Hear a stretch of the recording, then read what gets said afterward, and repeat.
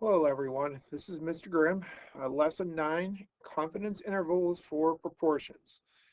You want to concentrate on the red, the brown, and the blue material mostly for the lesson. Anything else that is necessary, please write that down as well.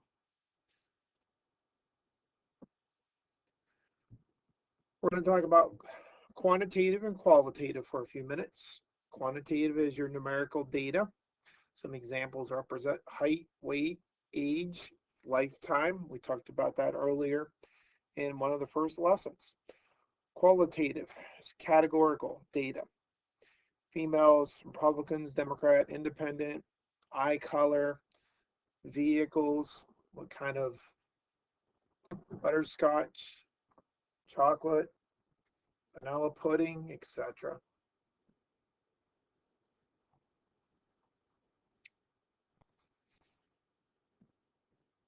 The mean. The mean is appropriate for numerical attributes. The mean is less appropriate for non-numerical attributes, such as the gender, hair color, religious views. Estimating the population mean is only appropriate for numerical data.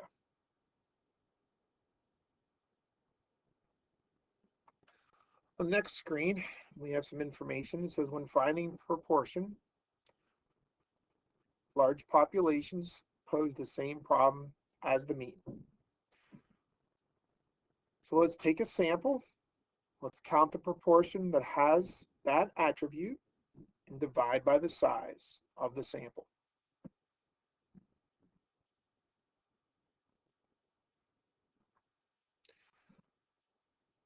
The population proportion is a parameter. Use the letter P. We'll talk about a sample proportion. That is a statistic. And we're going to use P hat. That is how you pronounce this, P hat, with the caret up above it.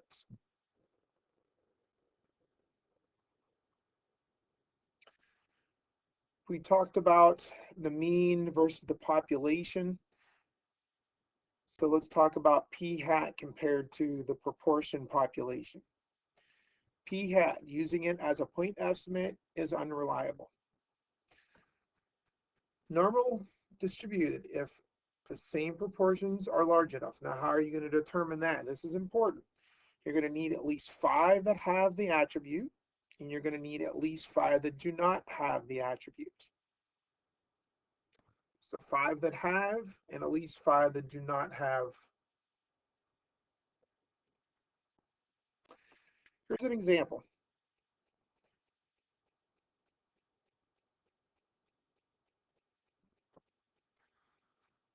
So hopefully you can tell we're going to be able to construct a 99% confidence interval because we have at least 5 people that are left-handed. We actually have 16. We have at least 5 that are not.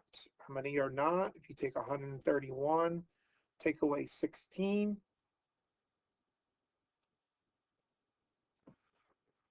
So what information do we need so we can use our calculator? We need to know the sample size, 131. 16 lefties. And then we can find P hat by taking our number of lefties divided by the entire sample size. So it's the number of people that have that attribute divided by the sample size. And that gives us the 4 places, 0.1221. So this is the screen to help us for our calculator. I'll let you go ahead and get yours and go through the rules here and try it out on your own. Okay, so did you push that stat button? Cursor over to tests.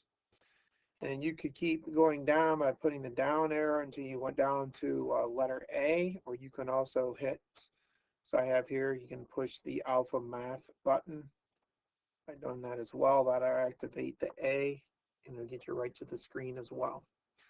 So once you are there, just type in your data. You got your 16, and then your 131. And we have to remember to change this to 99%, so 0.99. And as we've done before, go down to calculate and hit enter, and it should give you your interval. So your P interval on your calculator, 0.048 4, 5, and the number 0.19583. Let's go to 4 places when you type these in and just read the directions on the assignment so that way you know where to round. P hat is underneath this on your calculator. That is the value we already got by hand earlier by dividing, but it does nicely in the calculator give you that same value. And remember that margin of error from other lessons. The margin of error can be found by taking P hat and subtracting it from either of these two boundaries, the lower bound or the upper bound, because P hat is right in the middle. Remember, the mean is in the middle, P hat is in the middle. Okay, so here's your second example. We'll go ahead and let you read through this again and pause the video and write down the information that you have found from the word problem. So after you have all the information, go ahead and use your calculator and find the interval with 95% confidence. Once again, pause the video to go ahead and do this exercise.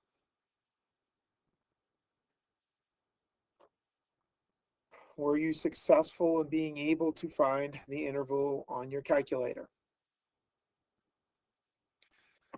Now, remember why you can actually do this. There are 19 people who meet the attributes in favor of, and there are at least 5 that do not. So you have to have 5 that meet and 5 that do not meet. So when you use your calculator and you push the stat button and you went over to test, remember you can hit alpha A or alpha math, that is. It gets you to here, you type in the information that you need, hit calculate, and it will give you the results that you need. So is it reasonable to claim that a majority of students prefer orange and black?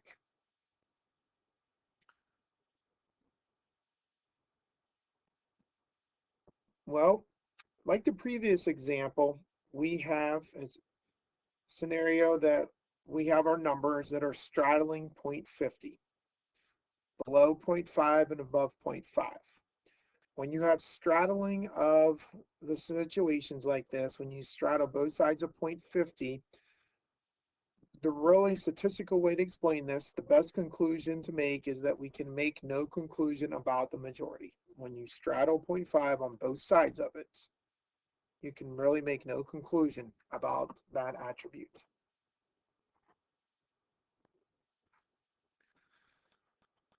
So we move into the next example. Once again, go ahead and read the information and write down what they have given you.